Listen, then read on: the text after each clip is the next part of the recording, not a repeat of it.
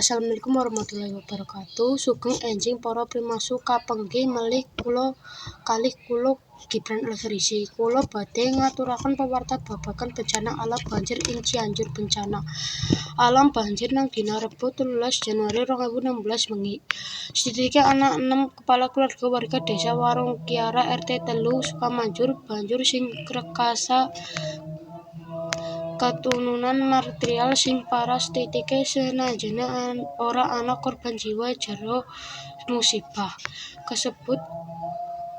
Kerugian ditaksir 20 juta lebih. Pana korban segi ngarep-ngarep ben cepet ana panangan infrastruktur panggonan pengowahan lemah nang bantaran Kali Cianjur sing mbludak. Para korban waktu iki ngarep-ngarep kanggo secepate oleh bantuan becik saka pihak Badan Panggulangan Bencana Daerah Dinas Pengelolaan Sumber Daya Air lan Pertambangan utawa Interaksi Terikat liyane. Kabeh ngarep-arep ben pemerintah Kabupaten Cianjur cepet tanggap njero nangani bencana sing werna iki.